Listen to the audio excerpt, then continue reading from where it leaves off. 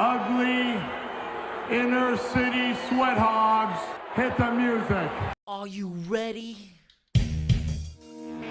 And that's the bottom line, because Stone Cold said so. If you're some man, what the Rock is cooking. What you gonna do when Hulkamania and the Ultimate Warrior run over you? But to be the man, you gotta beat the man, and I'm saying, woo, right here. Ooh, yeah. Best there is, the best there was, and the best there ever will be. You know something, Turk? One thing when we talked about doing a podcast, the biggest thing is we wanted to talk about pop culture. Well, nothing gets more pop culture than I think wrestling. That is correct. I enjoyed wrestling growing up, so it is ingrained in me. But obviously, I've been away from it for quite a while, but I'm excited to get back into it. I can't pinpoint. It just has always felt like certain things in a person's life. Wrestling's always existed, but if I had to put it down to something, I think it might have became synonymous with the A-Team, Mr.T, because Hulk Hogan would appear on the show and then Mr. T would appear on wrestling. And I think that's where it all kind of started with me. And from that point on, I've kind of had an on and off love for wrestling. I discovered wrestling when I was young. I don't know the exact moment that I had discovered it, but I just remember wrestling with my friends. Wherever we found a patch of grass, we would just mimic all the moves, to the point where I actually accidentally knocked out one of my friend's teeth.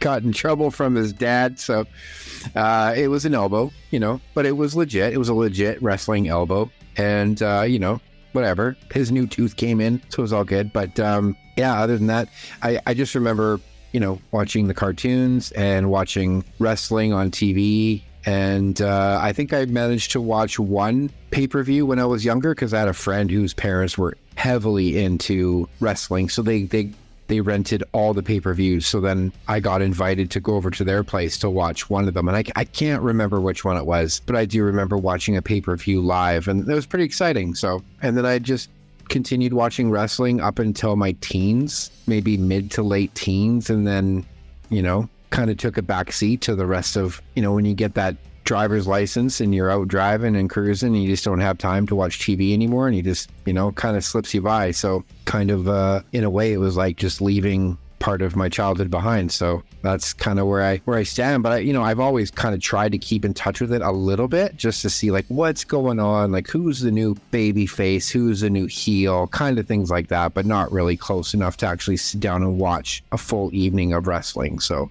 that's where I'm at today. You kind of mentioning about the kind of reenacting and wrestling with your friends, I think that's the major nostalgia of wrestling. I think for especially speaking for young boys, I know like young girls were into it, but the era we grew up was more of a boy thing. And that's, I'd wrestle with my brother and then one of my best friends and then friends. We'd wrestle at school. And then my parents used to like rent a trampoline, and that was like our wrestling ring. So we'd have wrestling matches. And then being kind of a bigger, stronger kid, I could pick up all the other kids and then throw them, body slam them, power bomb them. So it was a lot of fun. And the trampoline was a good way of not killing anybody, really hurting, but we wrestled on the grass wherever we could. It was a lot of fun. And as far as like watching, I think the Wrestling Rock connection with Cyndi Lauper, Captain Lou Albano,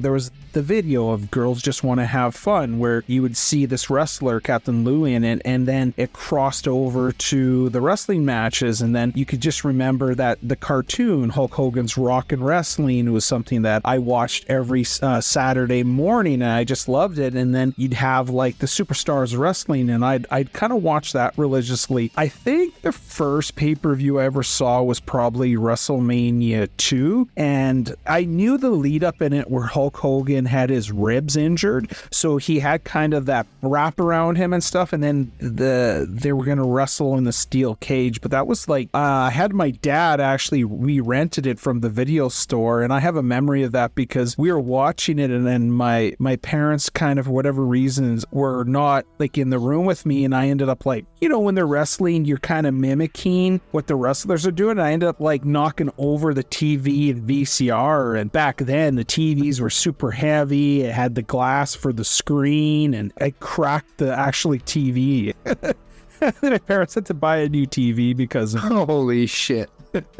And back then, you know, people didn't have money like that. No, you were lucky to have one TV at all. But the love of wrestling was there. I just think is that there's something about them. They were real live superheroes. I think that's the best way to sum it up. These men that were larger than life. They were muscular. They were tan. And I think it didn't hurt back then because they all had kind of a gimmick. You know, you had Roddy Rod Piper. You know what I mean? He had the Scottish kilt. You had, you know, Hulk Hogan, who was basically this big hulk of a man and wore yellow. You had Hillbilly Jim, Junkyard Dog. You had Ricky the Dragon Steamboat. So there was something that it really stood out for a kid, and it was, you know, not hard to get really like interested and fascinated about these characters. I agree.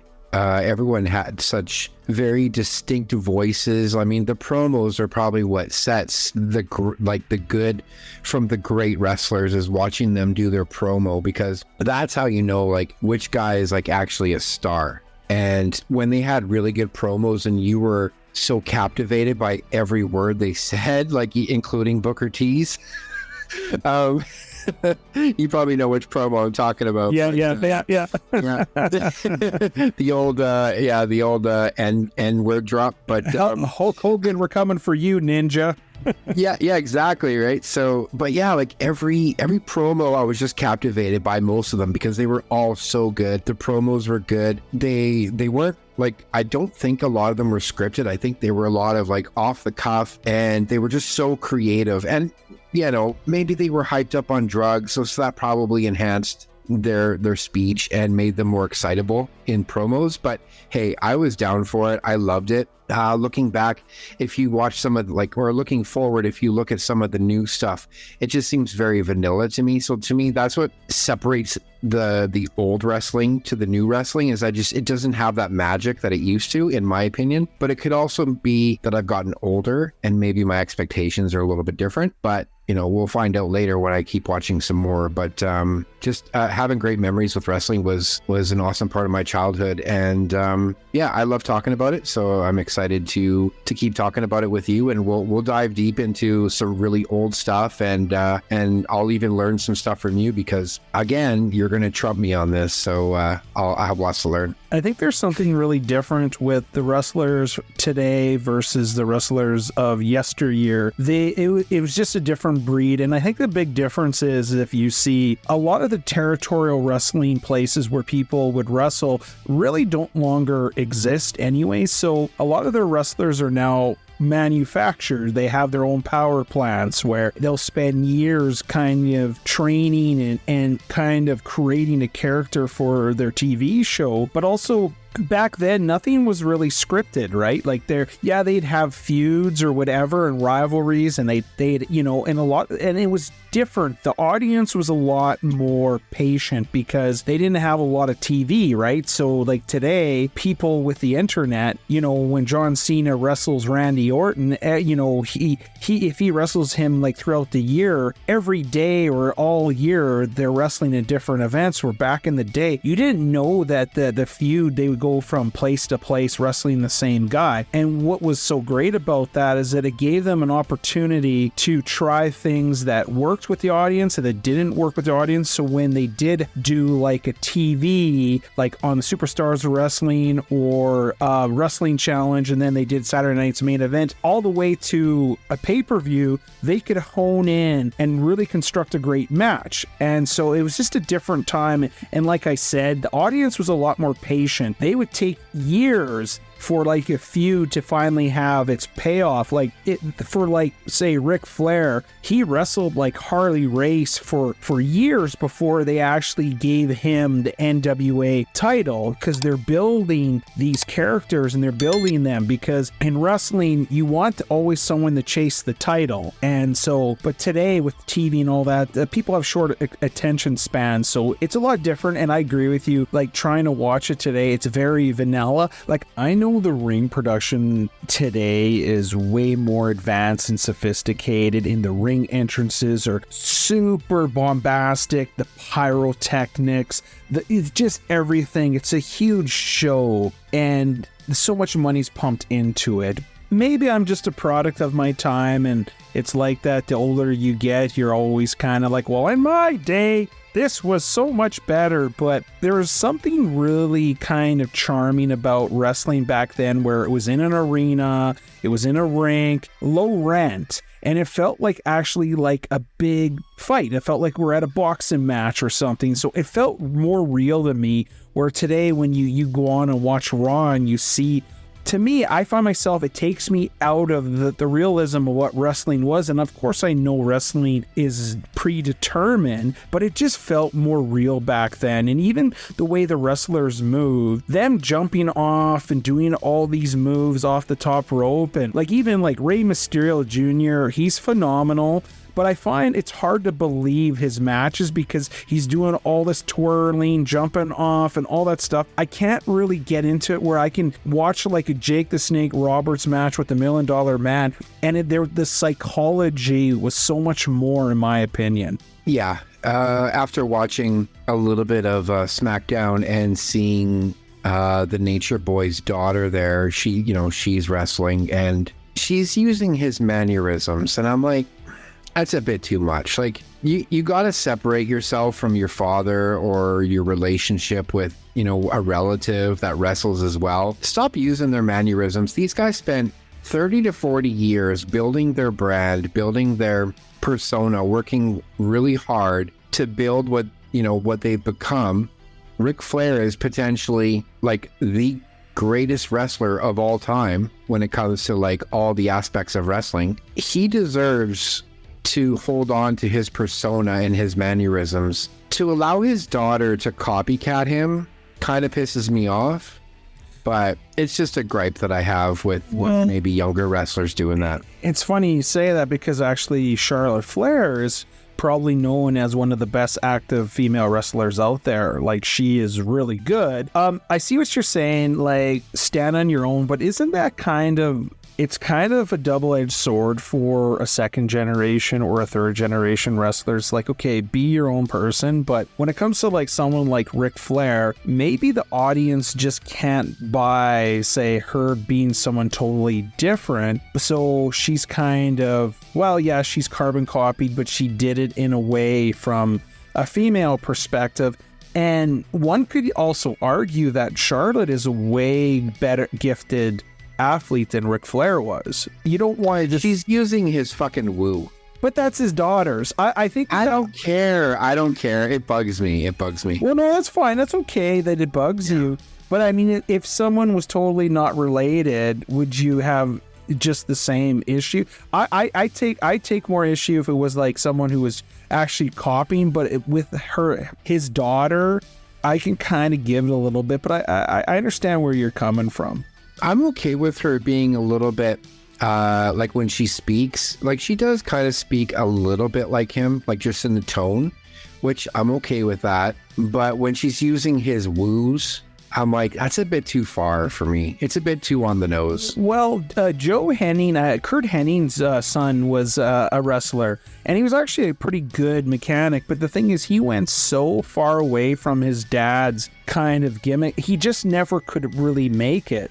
Not so many people are The Rock. And the thing is people could argue that The Rock, because his dad was Rocky Johnson and his grandpa was Peter Maivia. The difference is that Rocky Johnson and Peter Maivia, now they had their, fans in their own right, but they were never like synonymous and like global, like superstardom where The Rock did. So The Rock he just transcended that and he made his own thing. But the difference is that comparing Rocky Johnson and Peter Maivia to Ric Flair, Rocky Johnson was great, had a great body. He was a tag team champion with Tony Atlas, and for people back then, that was a big thing. So I don't want to say that, but he was not at the height that Ric Flair was. So I think it's kind of a hard one to compare, where Charlotte, for her to really try to do it, she's kind of damned if I do, damned if I don't kind of thing. So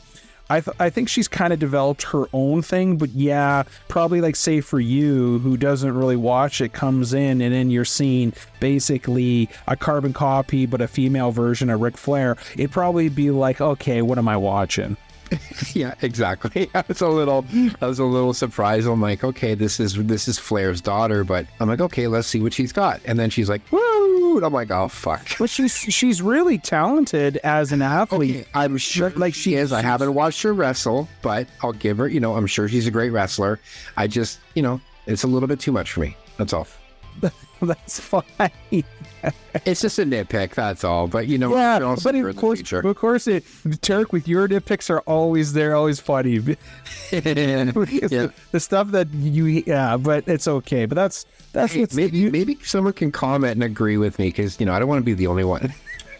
Well, I'm sure there would be, but the thing is, again, I stand by what I'm saying. Is like, I think for her, it's not like The Rock and his grandpa and his dad, because Ric Flair is, like you said, Ric Flair is known as being the greatest wrestler of all time, and he had the gimmick. He traveled everywhere, so his kids or any one of them, they almost can't really get out of their shadow. So with Charlotte, I think she's kind of taken the shadow and kind of ran with it, and she has a little bit of that because she's a female. She can kind of ride it in a more feminine thing. But again, I see. Yeah. Anyways, we're gonna go. I mean, we're starting to kind of go on and on about this, but that's the main thing. Is like, I think you hit a really good point that wrestling's a fickle business, and as wrestling fans, we like what we like, and we want to see something different, but we also want to see something familiar. And that's where it's like interesting when, like, today I have a hard time watching the product, and I would argue that I think the athletics and the skill, they're way better than a lot of them, but I think a lot of them, because it's very vanilla, it's scripted, it's all super high spots, the psychology, just the little things. And I think Bret Hart has always touched on this, that, sometimes every little thing in a match or leading up in your promos adds to the bigger picture, and it just seems like now it's boom, boom, boom. But I don't want to take a dump on today's, because I'm sure people that are listening to this podcast, they're going to be like, oh, you guys, just if it's not in 1980s or 90s, it's garbage, or it's not Attitude Era. No, I'm not saying that, but I'm just saying it's a different beast. And I think anyone that grew up in the 80s and 90s could really tell you how special wrestling was. Yep, I agree with that sentiment, and I am here to fully, give wrestling a shot. I want to kind of dive down and just see what's going on in the current sphere of wrestling. So I will be checking out current day Raw and SmackDown products, and just see what's going on. And I'm mostly intrigued in the storyline. So if the storylines are pretty intriguing, I'll probably check it out, even if the wrestling isn't quite what I'm used to. Well, wrestling's always been kind of like almost like a muse to me when it comes to it, because it's like we both grew up and we seen like the amount of people and the pop culture phenomenal that wrestling became, especially under Vince McMahon. But it's crazy that, like, throughout my own personal life, I didn't know a lot of people that were into wrestling or really watched it. And it felt like it was kind of one of those closet things. It's crazy because so many people go to those live events. So many people buys that merchandise. And it's like, what are those things that people are into, but they don't really publicly admit it? Because as I said, for years, I would watch wrestling and collect DVDs, but nobody knew that I was doing that. I wouldn't tell no one in my family. I wouldn't tell any friends. I wouldn't tell any of my girlfriends, especially them, because, I just didn't think it was something cool. Yeah, I get that. Yeah, I guess I wasn't really a closet fan. I kind of just gave it up after, like I said, after I just lost interest and gained interest in other things, and I just never stuck with it. But then, like I said, I would just, check in on it once in a while, see what's going on. But well, and what's crazy, a friend of mine, we were talking about wrestling, and he said there's a girl that he works with who's like a pretty like straightforward person. She's a mother, family, all this outdoors, all that. But she was like, he found out that she was secretly a huge WWE fan. And like, she like actually like would go to the live shows and she would have the t-shirts, she would have the figurines, all the memorabilia and stuff. And like, she even like told him, this is something that I kind of keep to myself. So it's kind of crazy how wrestling in so many ways touch so many people. And like you said, some people outgrow it. They get into other things. Some people kind of like myself, like I like to think I outgrew it, but I kind of never did. I just kind of kept it to myself. I know what's going on in wrestling only through podcasts and maybe internet stuff, but as far as what watching a show, I haven't done that in a long time, and I would look forward to doing that. Like, I wouldn't mind watching like a Wrestlemania, because that was one of the biggest excitements is Wrestlemania was that, it's like the Super Bowl of wrestling. yeah, you were definitely getting the wrestlers A game on Wrestlemania, because they have all year to build these storylines and these rivalries and chemistry with the other wrestlers in the ring, right? So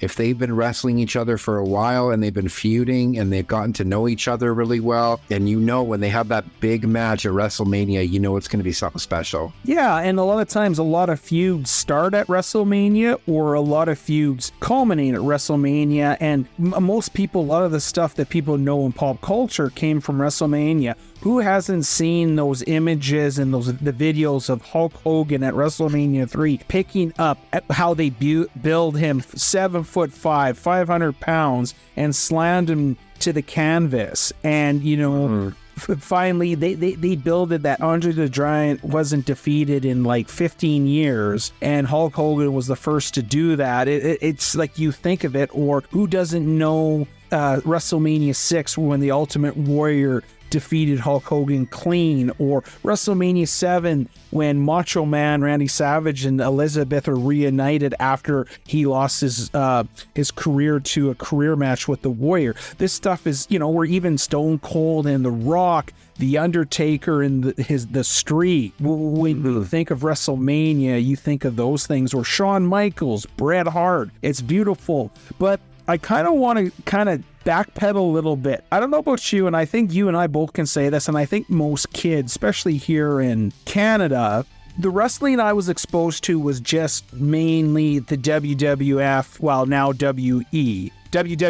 That was all I kind of watched. I kind of would get sprinkled throughout there a little bit of Stampede Wrestling here or there, and a little bit of WCW, but majority of the time I just watched WWF content. That was Superstars of Wrestling, Saturday Night's Main Event, and then obviously the pay-per-views like the Royal Rumble, WrestleMania, SummerSlam, and Survivor Series. Those were kind of the staples. Not until I got older and a little bit smarter where I started appreciating like wrestlers like Ric Flair, Arn Anderson, Harley Race, and I started like watching content like NWA and all these other territories that existed out there, AWA. What was your exposure in that regards? I guess now I'm just remembering my first early exposure was probably Maple Leaf Wrestling with my grandpa, because he would watch Maple Leaf Wrestling, and it was very low rent, low budget, no production almost, and just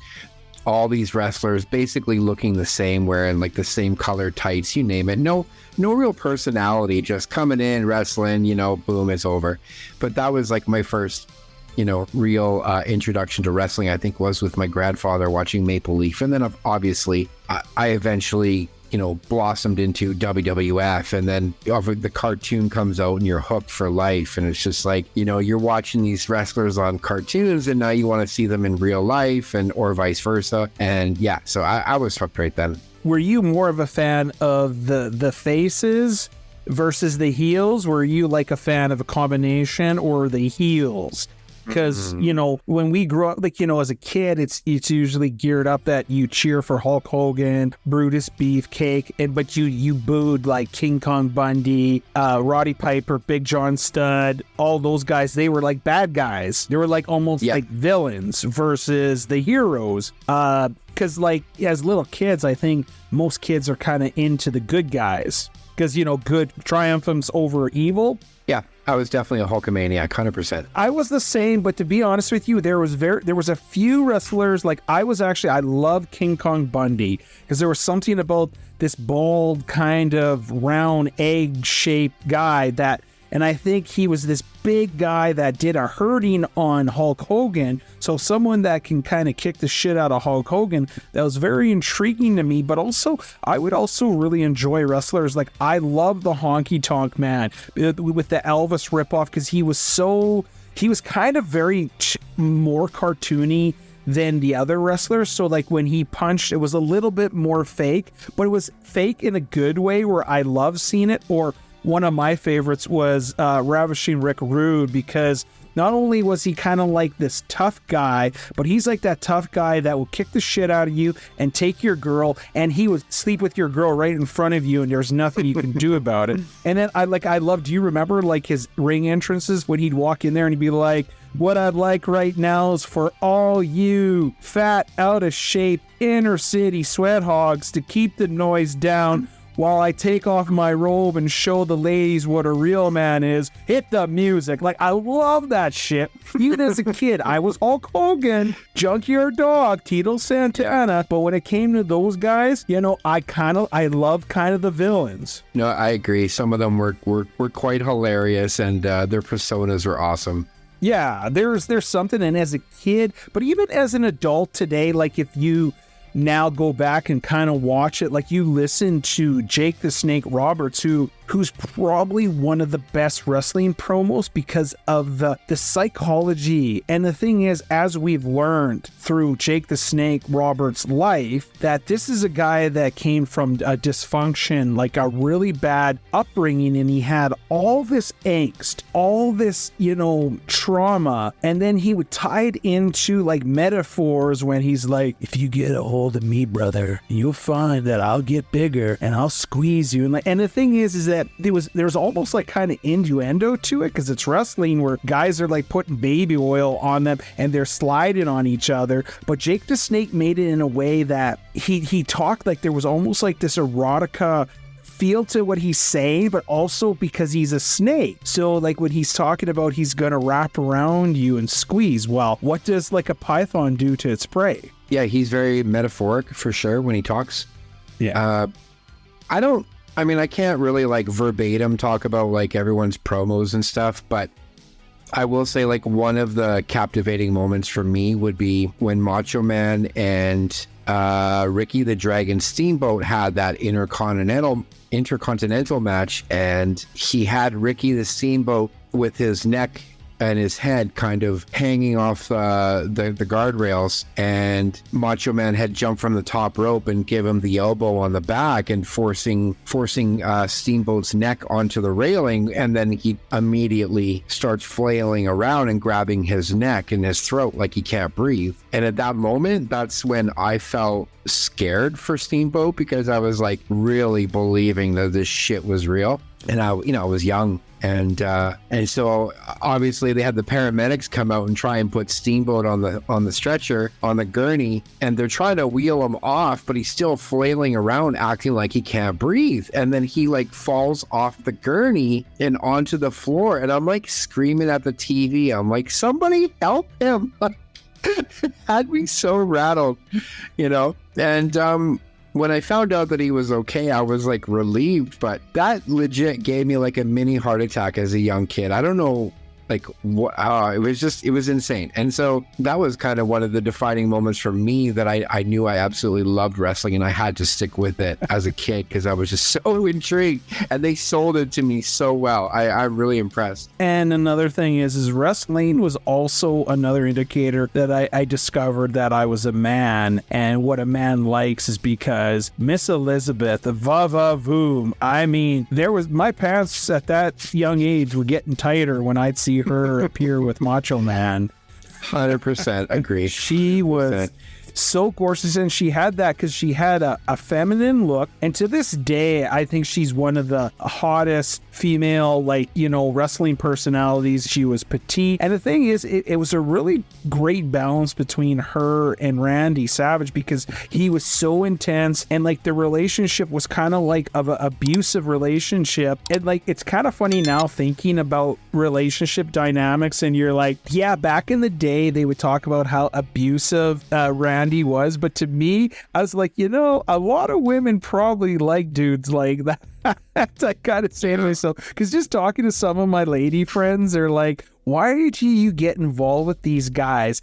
And like, they never can answer. And I think we just can sum it up as the Miss Elizabeth syndrome, where, you know, the bad boys, the mean guys, a lot of women like those guys. And the Randy Savage was another one of those guys. He was one of the best in-ring workers, and I guess he was like a big-time obsessive compulsive, or suffered from that, because like Ricky the Dragon talked about that he mapped out their match for WrestleMania 3, their big intercontinental blow-off match, step by step, and because he had to like do things repeatedly till they were perfect. He was just that intense about wrestling. It's pretty awesome. But this is just us talking here right now. We can go on and on and on about our memories of wrestling, the history of it, what we know. But you and I recently saw The Iron Claw, and we were both pretty excited about this movie because, well, it's a movie based after wrestling. It's always good to see it more in the mainstream in a different level. So you weren't really super familiar with the Von Erich family kind of before this, right?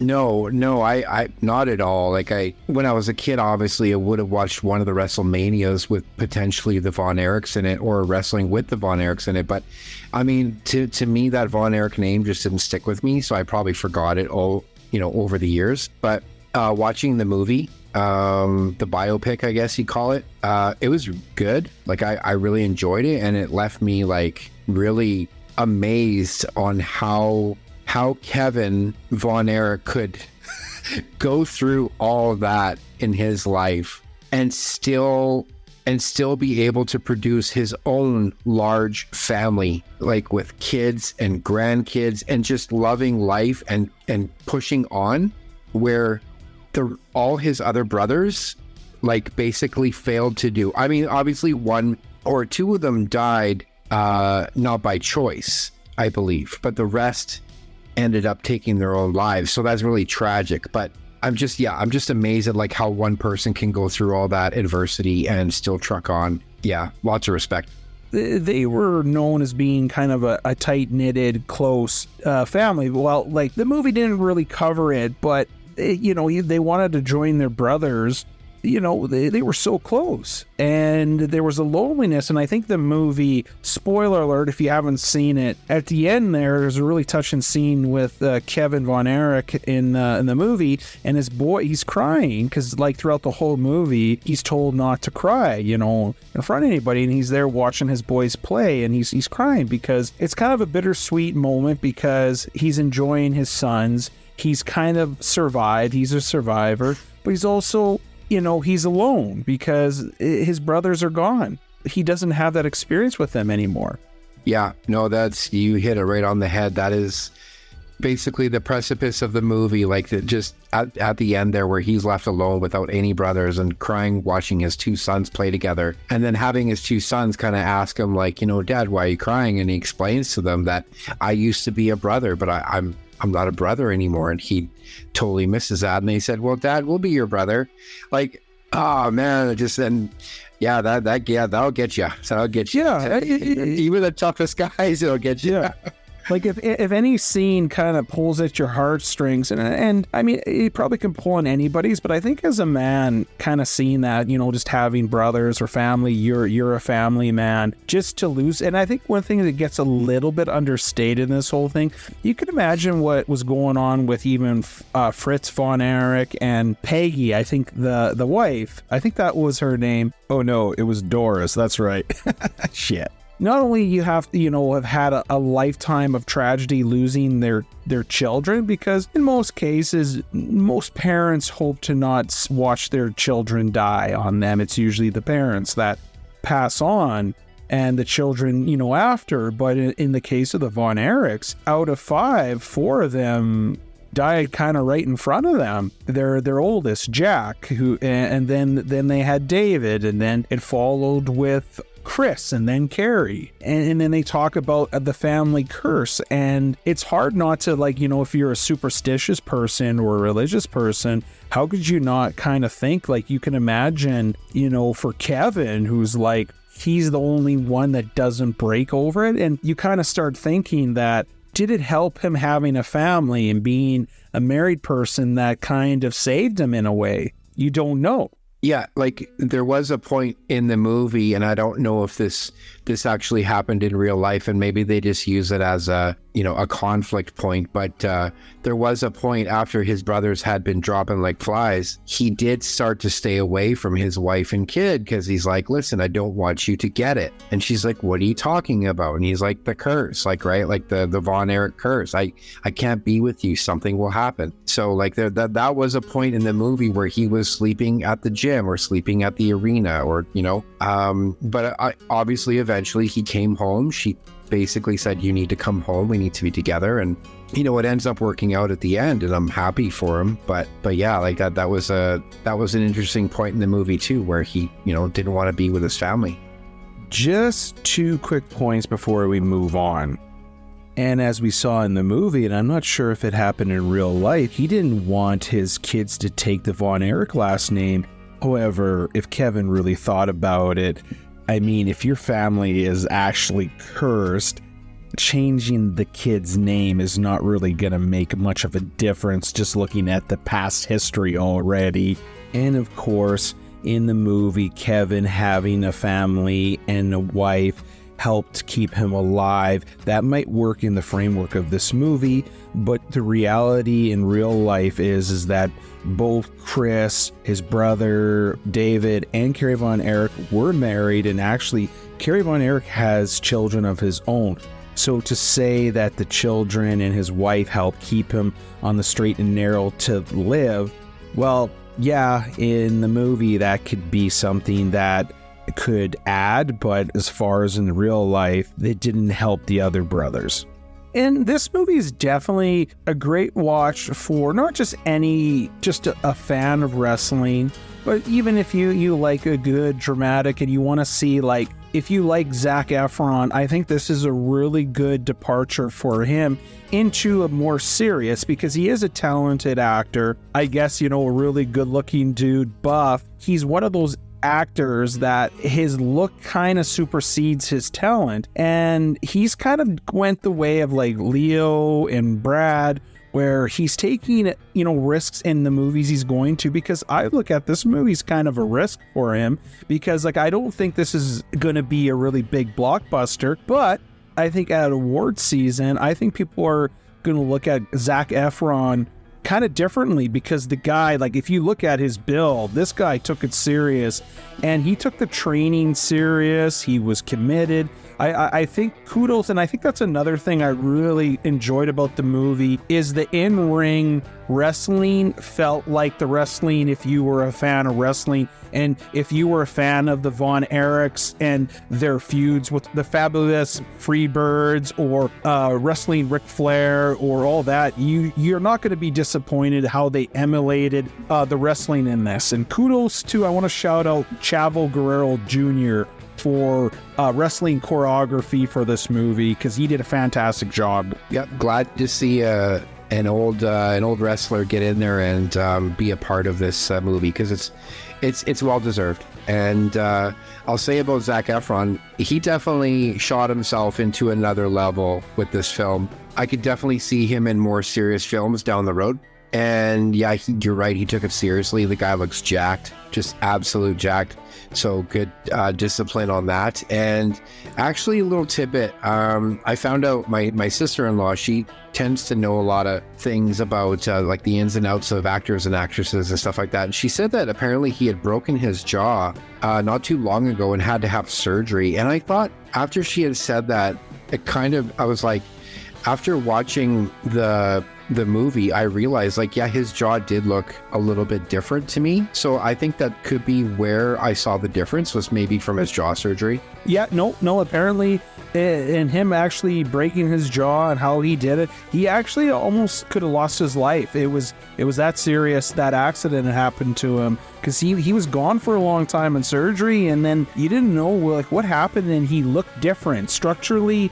His jaw and his face, like he looks different. And so people are like, what's going on with Zac Efron? And then he kind of is like, yeah, man, like I almost died. I want to touch, like, I mean, I think Zac Efron, you know, I really enjoyed his portrayal in here, but I want to say understated portrayal in the movie was Jeremy Allen White, who played Carrie Von Erich. I thought all the acting was really good. I thought Holt McCallion, who played Fritz Von Erich, I really liked Lily James as Pam. I mean, I liked everybody in this except the actor that played Ric Flair, but we'll touch upon that in a little bit. But I want to say Jeremy Allen White because Carrie Von Erich was the biggest star out of the family. He won the most titles, he won the NWA title, and he came to the WWF and won the Intercontinental title. So when it came to kind of more national exposure, Carrie Von Erich was the biggest out of the brothers. Now, they say the most talented out of the bunch was David Von Erich, but he died prematurely. But Jeremy Allen White is a very short guy, and Carrie Von Erich in, I think, real life is like 6'2", 6'3". But I thought the performance was good enough and all that I didn't think of him being kind of the runt out of the bunch. I felt like he, you know, did a really good job. So kudos to him for playing Carrie Von Erich, the Texas Tornado. And I also, the guy that played David Von Erich, Harris Dickinson, I really enjoyed him for as long as he was in the movie. He played David, who I know you don't know much about David Von Erich, but if you go back and like even on YouTube, he was probably the guy that if he didn't die, he would have won the NWA title. He probably would have been the biggest star out of the family, but fate obviously cut in. And then obviously Mike Von Erich, that was the one portrayal that it was okay, but you know, because they didn't have the youngest brother, Chris Von Erich, they kind of amalgamated Mike and Chris into one. And I thought that was the one kind of portrayal that was a little bit out of place for me in the movie. Okay. Yeah, I mean, I don't know a lot of backstory about the Von Erich, so that's more your repertoire. But no, again, as just an outsider watching this movie, it's a good movie. Like, I recommend it 100%. You know, down the road, I'd probably watch it again, actually. Yeah, I definitely will watch this again. This would probably be a movie I probably wouldn't mind owning it. You know me, I'm a completist. If I like a movie, I'd like to own it. And I'd actually hope that they would have like maybe an extended cut. I also like want to say one thing here is like, I'm sure a lot of people that are watching this movie know a lot about the Von Erich history and stuff. And I think when they do a movie like this that's based off their true events, a person has to always go in knowing that it's for dramatization. There's going to be liberties. Like the one brother, Chris, doesn't even appear in the movie. There's certain stuff that is done for narrative and timing, pacing, and editing. So don't, you know, stuff that happened here, don't like, well, they didn't do this or they did that. I think the best thing about movies like this that I personally like is I like watching the movie and then I like to go do research and know more about it, because a lot of events that happen in the movie, obviously a lot of it falls under what happened, but a lot of it is also they've kind of moved stuff. Like, for example, Carrie Von Erich did not just outside his door at the house shoot himself. He was quite a bit further away. He wasn't outside the door. like the Von Erichs owned acres of land, so there was plenty of places for the boys to go and hide in seclusion, and if they wanted to off themselves, it was perfect for that. So so there's little liberties like that and timing. Kevin Von Erich, he had 2 older daughters before he even had his 2 boys, but in the movie you just see that he has 2 boys. So it doesn't depict his whole family, but that it's a movie, so there's liberties, and you kind of have to let those things go. So when people complain about the movie, well, they didn't do this or that, it's a movie. It's going to have liberties and stuff, and sometimes people forget that. I need to... Yeah, for sure. And I understand why they went with not having the daughters in there, because it was synonymous with being brothers, right? And so they needed to probably just keep the daughters out of it for now, because they wanted to focus on the brotherly, like him missing his brothers. And so with the girls there, that probably wouldn't have resonated very well. So I get it. I want to talk about some stuff that didn't kind of work for me. Watching a movie like this, because it's based after true events, and it's not like watching Goodfellas where you have some really bad people and seedy stuff, but this one, there's not really a villain. So I thought, for liberties, the depiction of Fritz von Erich is not in the best light, I would say. And I know Kevin von Erich has even came out and like, his dad wasn't like that. Like, he wasn't overbearing like that or anything. He was more of a family guy, but unfortunately you kind of need a foil, and they chose, the patriarch to kind of be that. And so I thought it was a little too much, like, especially when Kerry von Erich deleted himself, Kevin, Zac Efron, he goes and runs and tackles his dad, and the first thing his dad says, "That was your fault." I thought that was a little like, come on. Yeah, that really didn't happen. It's not that it didn't happen, but I was like, come on, this is because you can imagine like what that has done to Fritz von Erich. All his boys are dying, his hopes and dreams, and it didn't work for me. And if they're going to do something like this, they kind of got to do something where you can redeem Fritz in the end. And the movie didn't do that, so it didn't really personally sit right with me. Now, I understand that maybe Kevin, just being his son and being loyal, sees his dad in a different light, and maybe someone outside of it says, no, Fritz was overbearing and so concerned about his boys succeeding where he didn't, and that he was blinded to the tragedies that were happening in his family. But it's like, he's a human being too. So I don't know. The Ric Flair portrayal, it's always hard when they do something like this, especially when you do someone like Ric Flair, where there is memes everywhere. All his promos are on the internet. So when someone's going to play him, like we were kind of talking earlier, that we're impressed with why Charlotte is carbon copying her dad, but this guy is actually playing Ric Flair. And then when he did his promo, it was pathetically awful. But this guy that they chose, I don't know if they chose him because he could wrestle or what, but I didn't think even his mannerisms in the ring were really Ric Flair. So that was like kind of a real kind of stickler for me. I'm like, because, okay, they had guys that played Michael Hayes. They had the guy that played Harley Race. I thought those were great picks. I was quite impressed with all the guys that played even Bruiser Brody. I thought their mannerisms and the way they moved was pretty lifelike the real wrestler. But the Ric Flair actor and his movement and all that kind of took me out of the movie. I agree with you. The promo was a bit too much for me, because you and I, when we were watching the movie, we looked at each other, we're like, okay, come on. Yeah. It's a little kind of ridiculous, right? But the parts that I, was okay with was, the wrestling, or him in the locker room at the end saying, hey, let's go get some beers and, let's go get some hookers or some hoes, whatever. I was cool with that. Like, that's fine, because that's fine. It's little bits. But yeah, like a whole 3-minute promo of him, I'm like, nah, it's too much. And the worst part of it is that I've seen that promo online, And it's just, that's the problem is that if they would have did a promo that we never saw, I could almost like, okay, it's a different promo. But this is a promo that you can go on YouTube and you could look up when he's talking about that. And so that was hard for me. But you're right, at the end, the actor kind of won me back a little bit. It got me back into the movie when he's like, brother, I'll fight with you and drink. And it kind of brought it back, but I was pretty disappointed. And you know me, I'm a pretty big Ric Flair fan. So if you're gonna do it, you gotta do it as close as possible. Yeah, and at least in that moment, they could have used real footage. I mean, because they did sprinkle in some real footage in the film of them watching wrestling on the TV. So why not have them do the promo, like the real footage promo? Could they not get permission?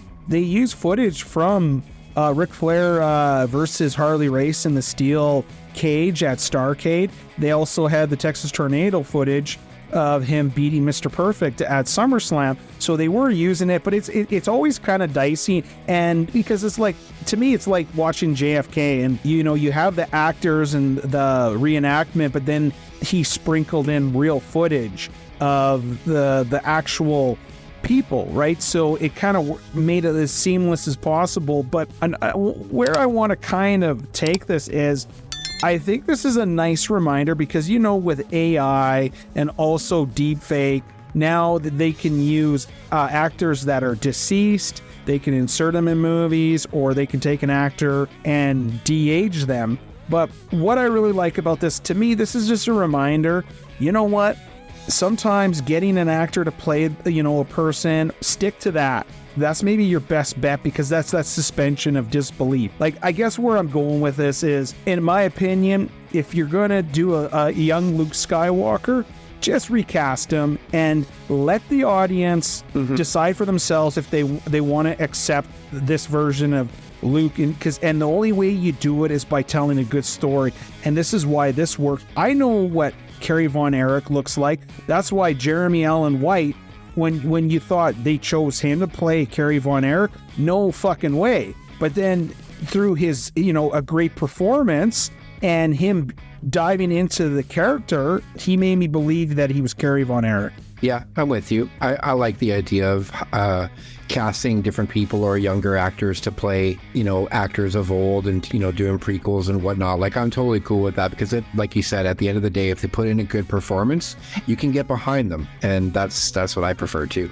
I'm hoping that comes out of this. One thing is that we're going to see more Chavo Guerrero be involved in the movie industry, and I recommend, even for you or anybody, to go watch some of the interviews. Chavo actually said that when they shot the wrestling scenes, they actually did full matches. So yes, they kind of spliced it and took out sections of their matches, but actually all of the matches that you see in the movie, they all had full wrestling matches. So they would do 10, 12-minute full matches like they did, like the wrestlers in real life back in the day. Just so that shows you the commitment to authenticity with Chavo Guerrero and the actors and the production crew of the Iron Claw. And the proof's in the pudding, because the wrestling was really good in the movie, I thought, because there's a lot of wrestling movies that were out there.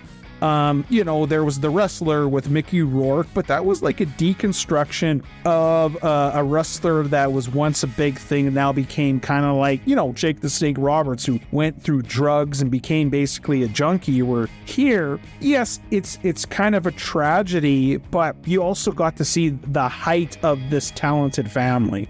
Yeah, I agree. Having the full matches and then cutting it up in pieces and sprinkling it through the show is actually a really good idea, because it keeps the momentum of the match, it keeps the chemistry of the match going, and that way you're not like, okay, cut, stop, okay, now do this move, cut, stop, and it would kind of make the whole chemistry of the match look really different. So I'm glad that they just did an entire match that way. It just was seamless. And I have a feeling, because Dwayne Johnson has done a movie with Zac Efron. And one thing about Dwayne Johnson, The Rock, he's kind of stayed away from doing a wrestling movie or a biography.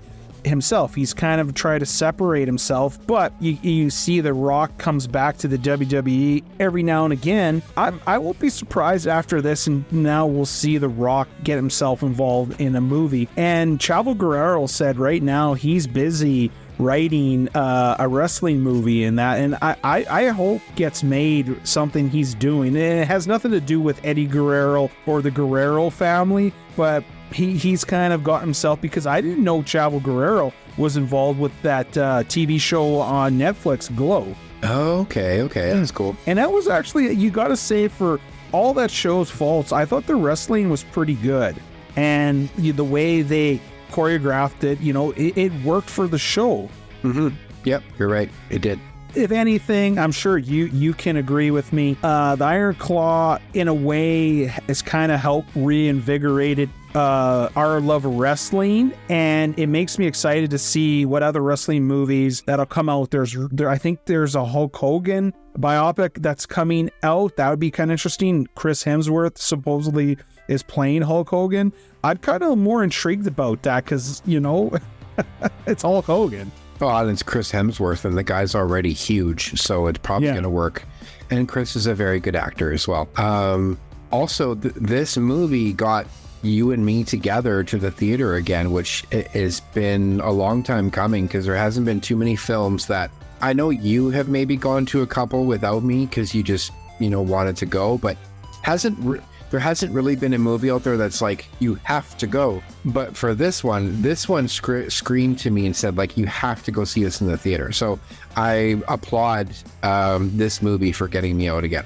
Usually when we're trying to go to a movie, one of us will bring it up, and it's a little bit of a bartering kind of process. It was, I don't know if I want to see that, should I? We're like, we'll wait and see. But it was like, when we both kind of said, you want to go see this? And we're both like, yeah, I'll go see it. It was kind of like a no-brainer for us to go see it. And usually it kind of is a tug of war for us to like go to and watch a movie. Yep, this was a no-brainer for me, so I'm happy about that. Yeah, and this also makes me want to kind of, keep my eye on Sean Durkin, who directed the movie. He's he's only 42, doesn't really have, I think his movie was The Nest. It was like some type of psychological drama, Jude Law. So he's kind of a new guy, but like, this is a guy that I'm going to pay attention to whatever he kind of does, because I kind of like the direction of this movie. He's going to be one of those directors that's probably going to prove himself, and then he might get those big projects that he probably will eventually deserve. And you kind of want to see filmmakers like this, that they kind of work their way up, where they earn to make bigger projects through their talent and innovation and their vision, like Christopher Nolan and, of course, George Lucas. I agree. Yeah. Make talent great again. If you're a longtime wrestling fan, I don't know why you would not enjoy this. And there's those documentary shows, The Dark Side of the Ring. There's so much tragedy and dark, seedy stuff in wrestling, and I think there's a real intrigue about wrestling, because I think what people forget is that these people were putting their bodies on the line every day, traveling from town to town, all over the world, not seeing their families. And I've always known that wrestling wasn't real in a sense, like a real fight, like a boxing match or MMA. But in a way, it's actually more real, because the pain and what they put their bodies through to entertain people, it's like they hurt themselves trying to pretend to hurt themselves. That's crazy. And the stuff they did to cope, and the drugs, and the drinking and all that, like one can't look no further than the Iron Sheik or Jake the Snake Roberts or Scott Hall, or even how things kind of ended up for like someone like Owen Hart. It's crazy. There's something really mythic and intriguing and tragic about wrestling. Yeah. Just like the Von Erich name having a curse of its own, it's almost like the entire WWE wrestling industry has a curse also. It dates back years. So there is some darkness when it comes to wrestling for sure. Well, even that wrestler who should not be named here, that self-deleted himself and his family, look how the mainstream went after, and the steroids, and just, and then it kind of brought to light that how many like wrestlers died prematurely, not only if it was from steroid abuse, painkiller abuse, all kinds of stuff. Like, so it is kind of like these guys, these men and women that did this, they kind of lived in a way tragic life, but like, even like, I know a lot of people today, when you think of Hulk Hogan, he's kind of like a joke as a person, but like, the guys had how many back surgeries, just doing the big leg drop. And but the one thing like he says, and like even you can see with Bret Hart or Shawn Michaels, Ric Flair, you can tell they love and breathe the business. That's for sure. It'd probably be addicting. Why do a lot of these musicians or these actors, like, why is John Williams continuing to score movies? The guy's 90. Why is Clint Eastwood at 93 still making movies? Because it gives you a sense of purpose. He loves film. He loves entertaining, and same with these guys. They love it. And like, just look at us. As a middle-aged man, I love wrestling. Like, it's crazy. Yeah. And as much as I, kind of give the new wrestling a bad rap, I will say that, and I'm almost certain that these wrestlers are at least being looked after a little bit better than they were back in the day. Yeah. Maybe they're being like more monitored. They're being more healthy with their choices. Maybe they're not like getting high and drunk and taking a bunch of painkillers, although I'm sure they do have to take some painkillers because of what they put themselves through. But I will say that they're probably being very careful about how they treat their bodies, which I really appreciate. So I will say I'll give this new breed of wrestlers some slack, because I know that it's such a hard job to do, and I couldn't even imagine myself taking a bump in the ring. But so I'll give them all the kudos they deserve, because they're doing it. And we know like there's a lot of channels or podcasts on wrestling out there. There's a lot of great information. I think what we offer, I'm gonna say, is that we're basically guys that kind of are getting back into wrestling, and we love talking about it, and we kind of want to break it down a little bit. So anybody that's listening to this, we hope if you have any suggestions of some wrestlers you want us to talk about, because like, I think it's going to be a no-brainer that Turk and I, yes, we're going to maybe replug into the wrestling zeitgeist and watch some of the new stuff, but we're going to probably take a big dive back into that era that we remember it, and that's going to be probably mainly the 80s and 90s with a sprinkle of some current stuff, because that's where our memory is. So we're looking forward to kind of dissecting, like, the first Wrestlemania, maybe do like a wrestler profile, something kind of fun with that. I look forward to talking about that. Yeah, I'm excited as well. I can't wait to revisit some of the WrestleManias. And I honestly say I haven't seen every single one. So it's going to be fun. I'm going to be watching some WrestleManias for the first time. So it's going to be great. I hope you guys enjoyed. This is going to be a new subject in our repertoire. So we hope to do it some justice. We want all you fat, out of shape, inner city sweat hogs to keep the noise down as we go into our outro. Hit the music. Thanks for listening. Bye. There is many ways for you to continue this party with us. We would love to hear all of your feedback. And please don't forget to subscribe, like, and comment at whatever platform you check us out at. And don't forget to stay away from all those soy boys.